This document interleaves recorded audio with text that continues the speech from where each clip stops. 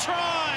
I feel like they were better. I mean, we were probably half a yard off throughout the whole game, right up until probably the back end, in terms of our urgency and our support of the ball carrier. And when we did generate quick ball, we looked good. And yeah, as I said, throughout the game, being that half a yard off, probably didn't allow us to really get into the game. And obviously, I think I was responsible for 14 points there with ball pass and a charge down, which was quite big in terms of the result of the game. So yeah, I take responsibility for that, and it's obviously disappointing.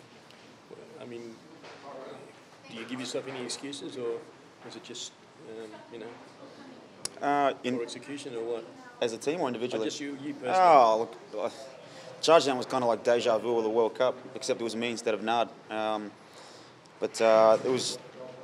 He just did really well. They put a lot of pressure on, pressured the kick, but the pass was just poor execution, and the ball just slipped out of my hand, and so it wasn't good enough. And as I said, I take responsibility, and they're things I'll have to work on.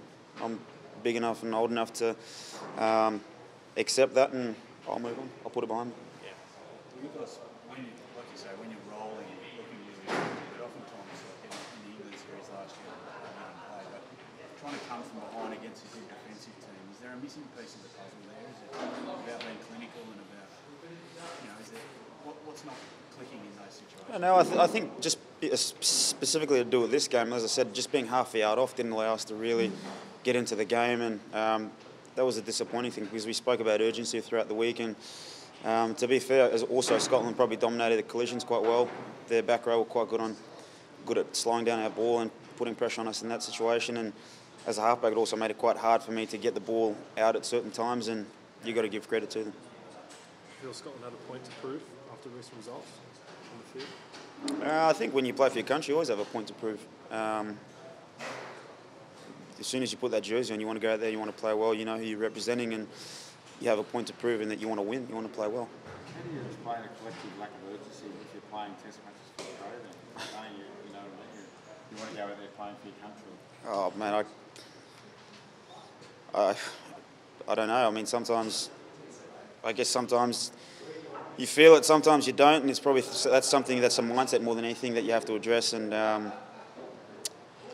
Czech probably touched on it in the sheds that we can say that we've trained well and we prepared well, but you don't win games in training, you win it on the field. So I think individually we all have to go back and ask ourselves that question: why aren't we starting games well? Why aren't we urgent from the get-go? And if we can find answers to that by being honest with ourselves, we'll come up with a solution. Do you feel like that's a harder question to answer than execution type areas and that sort of thing? Yeah, it is. But if you want to get better, you have to ask yourself those questions, and that's every individual within the group. Guys who perform, guys who probably didn't perform as well as they like. Everyone has to ask themselves that question because we win or we lose as a team. So, as I said, Czech touched on that in the change room. I think that's probably more an important thing for us moving forward as opposed to the technical things, because the technical things are quite easy to fix.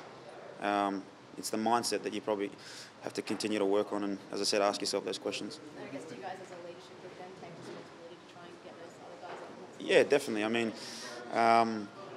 as guys who have obviously been around for a little bit longer, first and foremost you have to perform so that you can drive the ship in that sense. But as I said, being around long enough, you can accept that you haven't played well or you haven't performed, and you move on, and you've got to, I guess, set that example for the group as well.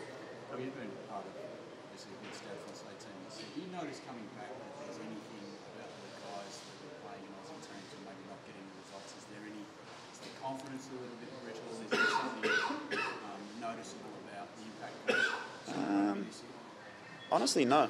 I'm not just saying that. I don't feel like it's ever something that's within the background, lingering there, or anything like that. I feel like everyone who's come into the squad has bought into what it means to represent this Wallabies team, bought into the identity that we want to represent.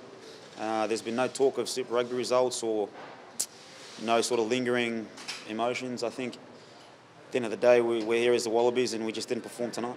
Do you feel the team slipped back since the World Cup though? I mean, there's obviously a big change of personnel. Yeah, I think that's probably more what it is. There's a regeneration of the squad and the group with the young guys coming in, getting their opportunities, and I guess we're not looking for excuses or any sort of leeway, but that's just a reality, I think. What about moving forward? I mean, we saw the impact of losing in June last year as a pre-ordinary August. how important is the turnaround now? So you do take confidence in the moment. Yeah, I think it's big. I mean, we've got to make sure we prepare well, but more than anything, perform come Saturday against Italy so that we can have some sort of confidence and momentum moving into what's going to be quite a tough rugby championship for us. Losses to Scotland, no disrespect to Scotland, but as a top 3 team, you want to be beating the All Blacks, don't you? Yeah, I mean, we lost fair and square at the end of the day, but being where we are, I guess, ranked, we want to be beating teams that are below us and challenging those that are above us. So I don't think that's disrespectful to say. I think that's just the truth. The All Blacks, though, I mean, the other night, they were awesome. Yeah, I mean, they're always good. We know that. And if we want to challenge them, we know we've got to be better in a number of areas. And as I've said, it's the technical side of the game, but also probably more the mindset more than anything else.